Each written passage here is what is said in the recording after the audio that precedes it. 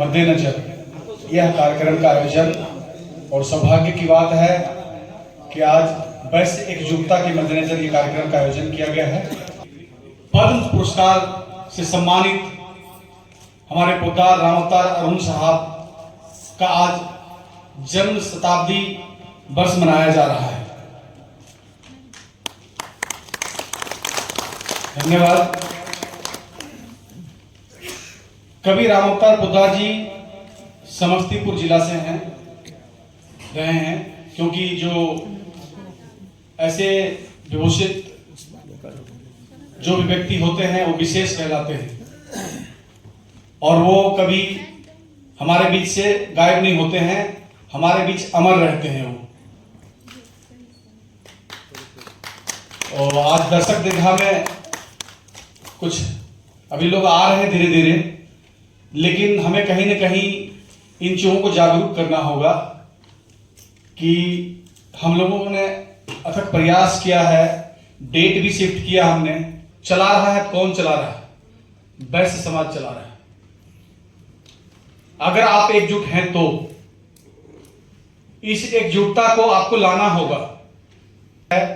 हमने सोच समझ के ही बुक किया था इसको, कुछ है, लेकिन समय निकालना होता है। अगर हर एक व्यक्ति ऐसे ही सोचने लगेंगे थे तो मैं एक बार सभी का यहाँ पर हाथ जोड़ करके अभिनंदन करता हूँ, प्रणाम करता हूँ और आपकी उपस्थिति को बहुत बहुत आभार व्यक्त करता हूँ कि आप लोगों ने अपना समय निकाल करके एक ऐसे समृद्ध और ऐसे साहित्यकार के लिए अपना समय दिया है जो विश्वविख्यात भी रहे हैं और अपने समाज का एक प्रतिनिधित्व करते हुए उन्होंने ना जाने कितनी कृतियां इस समाज को पुष्पित करने के लिए दी है। तो यहाँ पर आदरणीय नवीन शाह जी हैं, उनकी उपस्थिति को प्रणाम करता हूँ। आदरणीय अशोक कुमार पोदार जी हैं, उनकी उपस्थिति को प्रणाम करता हूँ। और माननीय अध्यक्ष महोदय हमारे राष्ट्रीय अखिल भारतीय वैश्य पोदार जी पोदार महासभा के राष्ट्रीय अध्यक्ष सेवानिवृत्त जिला एवं सत्र न्यायाधीश श्रीमान बालकिशन पोदार जी उपस्थित है, उनकी उपस्थिति को प्रणाम करता हूँ। प्रोफेसर मनोज कुमार पोदार जी यहाँ पर उपस्थित हैं, उनको प्रणाम करता हूँ। और साथ में जर्नलिस्ट जितने भी हमारे यहाँ पर आए हुए हैं, अमित कुमार जी जो हमारे एक अपना एक चैनल चलाते हैं और कई टीवी चैनलों से जुड़े हुए हैं, दूर देहात से हमारे साथ जुड़े हुए रवि नीरज जी और एनबीटी से जुड़े हुए हमारे साथ राजेश जी, उनका भी बहुत बहुत धन्यवाद देता हूं कि यहाँ पर आए हुए हैं। और यहाँ पर रियल वॉच करके जो एक चैनल है वो हमारे अमित गांधी जी यहाँ पर चलाते हैं और टोटल टीवी हो गया, जी न्यूज हो गया, उनके लिए पत्रकारिता करते हैं। और हमारे साथ दूर देहात से जो जुड़े हुए हैं उनके पिताजी पहले ससुर जी जिन्होंने इसकी नींव रखी थी, जोगिंदर पोदार जी, जो आज दुनिया में नहीं है, लेकिन उनके कर कमलों को आगे बढ़ाते हुए और उनके जो सिद्धांतों को आगे बढ़ाते हुए इस चैनल को आगे बढ़ा करके लोगों की आवाज लोगों तक पहुंचाने का काम कर रहे हैं। तो अच्छी बात है। हमारे साथ और भी अशोक कुमार चौधरी जी जुड़े हुए हैं, उनका भी बहुत बहुत धन्यवाद देता हूं। और हमारे साथ गौरी शंकर साहू जी जुड़े हुए हैं, साहू समाज दिल्ली प्रदेश अध्यक्ष, उनका भी हार्दिक अभिनंदन है। और साथ में पुलिस उपायुक्त श्रीमान आलोक साहू जी यहाँ पर, आलोक कुमार जी जुड़े हुए हैं, हम उनका भी बहुत बहुत आभार व्यक्त करते हैं। उनके लिए एक बार जोरदार तालियां बजा दें अपने सभी साथियों की। और जो भी हमारे मित्रगण और हमारे जितने भी सखा बंधु बाहर स्वजन बाहर इंतजार कर रहे हैं या अभी तक नहीं पहुंचे हैं, उनसे निवेदन करूंगा कि वो समय पर नहीं पहुंच पाए तो पहुंचे, और अगर बाहर जलपान ले रहे हैं तो उनसे भी निवेदन करूंगा कि वो जलपान लेकर के जल्दी अंदर आ जाए। और रविंद्रनाथ जी से मैं निवेदन करूंगा कि जो भी हमारे गेस्ट आ रहे हैं उनको उनके जीवन पर आधारित जितनी भी हमारे यहाँ समग्र सामग्री है वो उन तक अवश्य पहुंचाएं। एक बार उनसे रिक्वेस्ट करूंगा, जिनके पास अगर नहीं पहुंच पाई है तो आप जरूर हाथ खड़ा करें, वहां तक हम पहुंचाने की कोशिश करेंगे। हालांकि ये वितरित करने का जो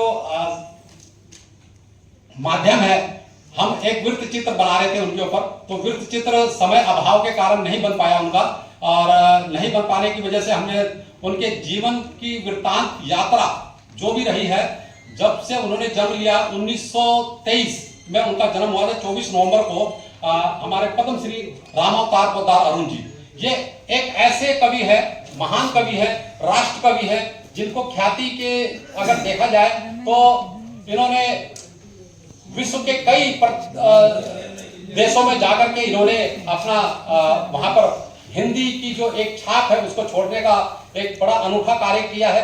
और भारत के प्रति जो इनका समर्पण भाव था और भारत के साथ साथ जो हिंदी साहित्य के प्रति इनका समर्पण भाव था वो देखने को मिलता है। इस चित्र के माध्यम से या इस जीवनी के माध्यम से जो 4-5 पेज की हमने तैयार की है आपके सामने दी है, उसके अंदर उनकी पूरी गाथा है। किन किन कवियों के बारे में उन्होंने लिखा, किन किन कवियों ने उनके बारे में लिखा है। डॉक्टर राजेंद्र प्रसाद जी ने उनके विधेयक जो उनकी एक पुस्तक निकली थी उसको सुनने के लिए उन्होंने अपने निजी सचिव से उनकी किताब को मंगा करके और उनको बकायदा अपने ऑफिस में राष्ट्रपति भवन में बुलाया। उनको 1952 की घटना है और 1952 में उनको बुला करके अपने ऑफिस में बैठा करके उनसे पूरी किताब के बारे में चर्चा की और उनकी विधेयक की पूरी जानकारी ली और उनकी कविताओं को सार उन्होंने समझने का प्रयास किया। तो ये कितनी बड़ी बात है। उस टाइम के जो हमारे तत्कालीन राष्ट्रपति थे उन्होंने उनको इतना महत्व दिया। उसके बाद आप देखेंगे तो इस जीवनी के माध्यम से आपको जो मिलेगा उसमें आप देखेंगे कि उनके विश्व मानव एक किताब उन्होंने लिखी थी नेहरू जी के ऊपर। नेहरू जी के ऊपर जो किताब लिखी थी तो इसके अंदर मैंने कुछ उनके वक्तव्य दिए हैं जो नेहरू जी ने उनके लिए कहा है। उन्होंने कहा कि जीवन में इतना बड़ा महत्व एक कवि के होते हुए मुझे जो मिलना चाहिए था वो नहीं मिला, लेकिन आपने जो दिया है मुझे हिमालय से ऊंचा उठा दिया है। ये एक बड़ी बात थी। एक प्रधानमंत्री अगर एक कवि के लिए ऐसी बात कर रहा है, वो भी उस कवि के लिए जो बिहार की मिट्टी से, वो धूल भरी मिट्टी से जन्म लेकर के और जहां पर जितनी भी सुविधाएं थी उनसे वंचित होते हुए उन्होंने ये कलम का जो एक सफर शुरू किया और कलम से जो एक सफर शुरू किया वो अंतिम समय तक उनके कलम उनके हाथ में रही। ये एक बड़ी बात है। ये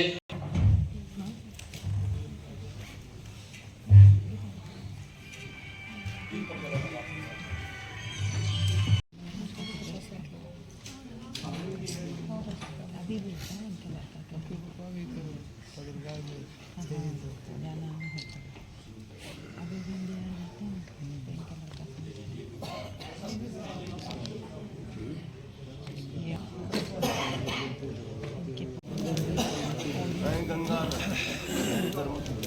में खरा पानी ये इशू है, फिर हम सब लोग मिलकर एड्रेस कर सकते हैं। तो हमारी सबसे पहली जो आवश्यकता है कि हम जल्द से जल्द ये जो मिलने जुलने का कार्यक्रम है इसका स्कोप थोड़ा सा वाइडर करें, मतलब बड़ा करें और जितने लोग को जोड़ सके जोड़ें और जिस भी इशू है मुद्दा है उनको हम मिल करके सॉल्व कर सकते हैं। एक दूसरे को हेल्प भी कर सकते हैं। कई ऐसे क्षेत्र हैं जहाँ की एक दूसरे की मदद पड़ती है और हम किसी को नहीं जानते हैं। तो ऐसा नहीं है कि हम नहीं होते हैं बट हम जानते नहीं हैं। तो इस तरह से जो है हम उनके एड्रेस इशूज़ भी एड्रेस कर सकते हैं। और आप सबको ढेर सारी शुभकामनाएं कि कम से कम ये ऐसा आज एक मंच बना जो हम लोग मिल सके और ये इशू एड्रेस हो रहे हैं कि अब हमें नेक्स्ट हमारा अलाइनमेंट क्या होना चाहिए। So thank you all of you. Thank you. Thank you very much. आकाश बन गया, धरा देखती रही और अरुण इतिहास बन गया।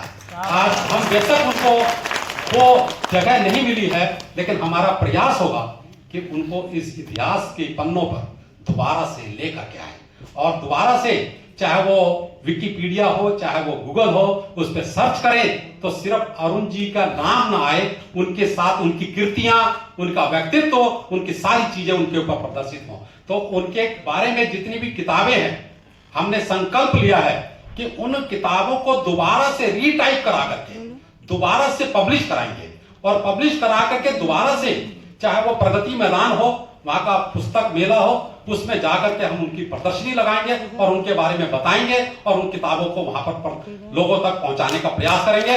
और अमेजन के थ्रू या दूसरे जो माध्यम हैं जिनके द्वारा ये किताब को आगे पहुंचाया जा सकता है जन जन तक, हम वो भी कोशिश करेंगे। तो हमारे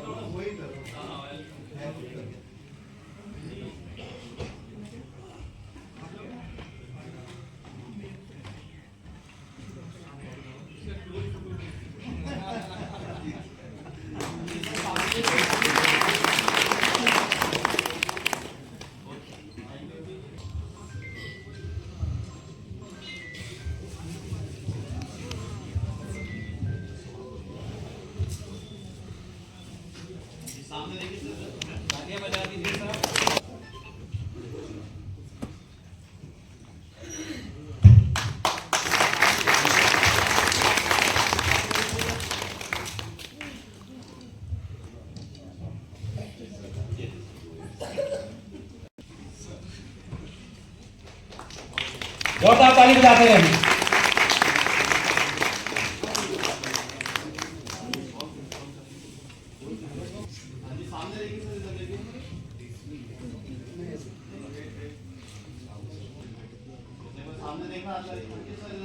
मैं चाहूंगा कि आगे अशोक जी हैं, अशोक जी आप उनका भी स्वागत किया जाए।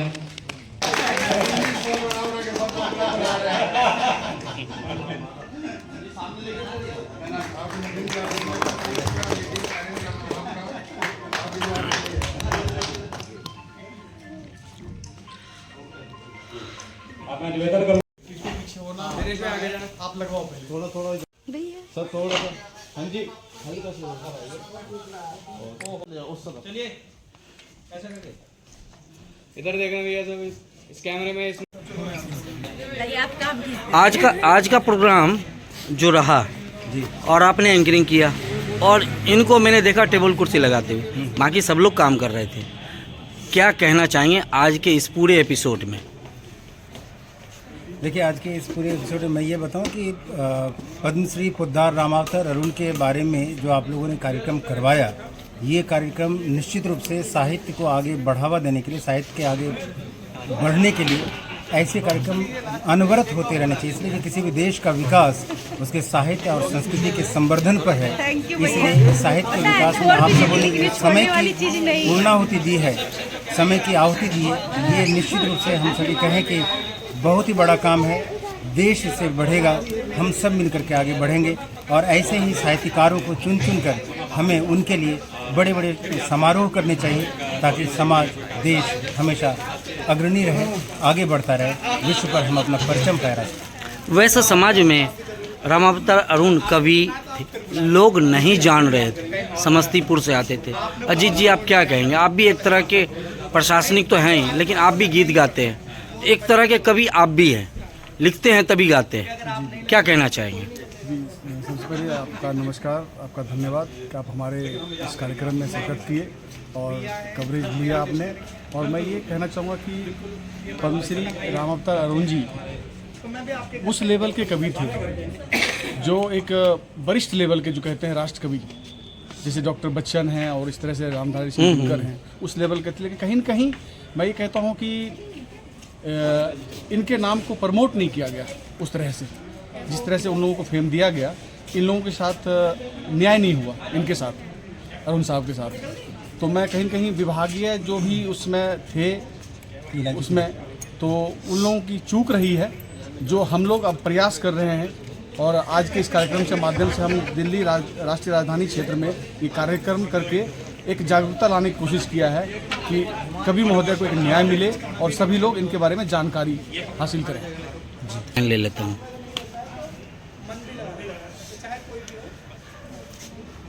कवि ने कहा है कि लड़की के भाई जैसे व्यवस्था में लगे हैं। क्या कहेंगे आज के इस प्रोग्राम को? देखिए, आयोजन जो था ये हम सब के परिवार का आयोजन था और इस परिवार के अंदर जितने भी हमारे सामाजिक संगठन से, दूसरे संगठनों से जुड़े हुए लोग यहाँ पर आए, प्रतिनिधि आए, हमारे लिए वो अतिथि से बढ़ करके थे। और अतिथि देवो भव हमारे भारतीय हिंदू संस्कृति परंपरा का सबसे बड़ा एक कह लीजिए तो उपहार है। अगर इस उपहार को हम समझ पाए तो हम समझिए कि गंगा पार कर गए। तो ये एक अच्छी बात थी कि उन्होंने जो संज्ञा दी, उस संज्ञा में एक आयोजक होने के नाते आयोजन मंडल में जितने भी हमारे सहपाठी हैं, हमारे जितने भी सदस्य हैं, सब ने मिलकर के जहाँ जहाँ पर जो सहयोग था वो किया। कहीं पर सेहरा किसी के बन जाता है, कभी भी सेहरा किसी के बन जाता है। तो यहाँ पर सेहरा अच्छी बात है कि उन्होंने मेरे ऊपर नहीं रखा, वो पूरे हमारे जितने भी कर्मठ सदस्य हैं और सबके साथ रखा और सभी मिलकर के इसके अंदर प्रयास कर रहे थे। और कवि अरुण जी की जो जन्म शताब्दी है, जिसको हमारे ऐतिहासिक चीज़ों में जो जगह मिलनी चाहिए थी, वो जगह हमारी राजनीति परंपरा ने दी नहीं।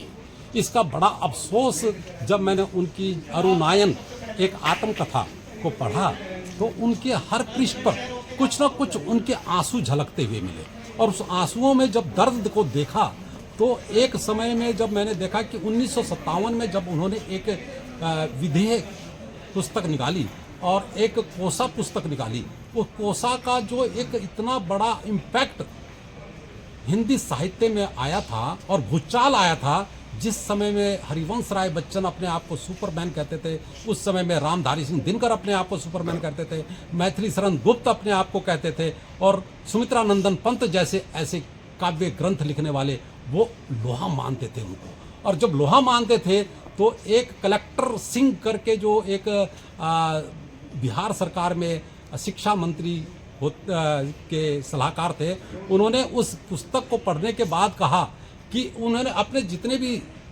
शिक्षा मंत्रालय है और इसके साथ साथ शिक्षा के जुड़े हुए पदाधिकारी हैं, उनको कहा कि इसके जितने भी अध्याय इन्होंने लिखे हैं इसको पाठ्यक्रम में शामिल किया जाए। और पाठ्यक्रम में शामिल करने के लिए उन सभी ने संतुति दे दी। और देने के बाद क्या हुआ कि राजनीतिक कुचक्र ने उस पूरी की पूरी परिभाषा को बदल दिया। ये लिखित रूप से, ये लिखित रूप में है और मैंने इस संक्षेप में इसके अंदर लिखा भी है उसके बारे में। और उसकी वजह से जो उनको दर्द हुआ, वो दर्द इतना भयंकर हुआ कि उनको पक्षाघात हुआ, उनको जानलेवा एक पैरालाइज अटैक हुआ। उस पैरालाइज अटैक में उनको इतना बड़ा इम्पैक्ट पड़ा कि सांत्वना देने के लिए कभी उस समुदाय और जितने भी वरिष्ठ जन थे सभी आए उनके घर पर। इस लड़ाई को आगे भी आप जारी रखेंगे? बिल्कुल जारी रखेंगे। और उनकी किताबों को जो धूमिल कर दिया गया है, उन किताबों को दोबारा से प्रकाशित करने का हम प्रण ले आए हैं यहाँ पर। और इस मंच से हम उन सारी किताबों को जो उनकी हमारे पास आएंगी, उनको दोबारा से टाइपिंग करा करके, चाहे वो अमेजन के थ्रू हो, चाहे पुस्तक मेला में हो, कहीं पर भी हो, हम उनको वहाँ पर वितरित करके और उसको समाज के उन सभी हिंदी साहित्य को पास पहुंचाने का प्रयास करेंगे।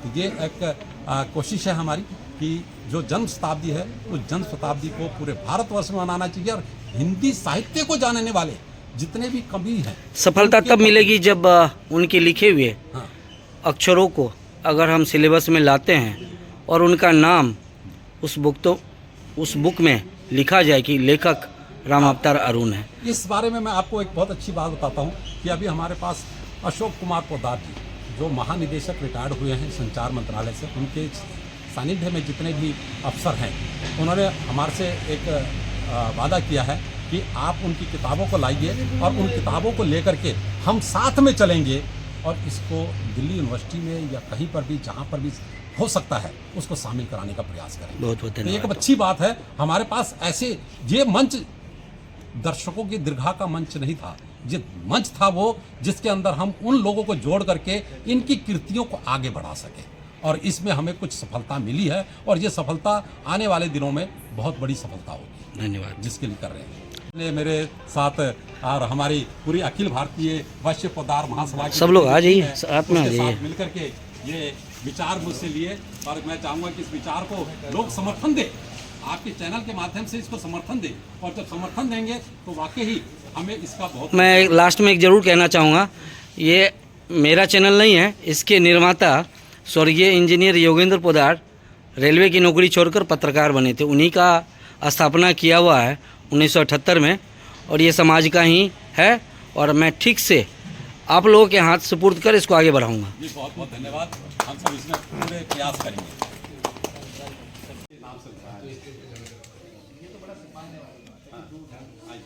ये सबसे बड़ी बात है। अजी इधर देखो। और इस पे जोगेंद्र पोद्दार जी होते तो और अच्छा लगता। ठीक है, मैं उनकी फोटो भी डाल देता, लेकिन तो चलिए ऐसा करके इधर देखना भैया, सब इस कैमरे में सब थोड़ा सा। हाँ जी, हल्का सा किसको पीछे होना, मेरे पे आगे जाना, आप लगवाओ पहले थोड़ा थोड़ा।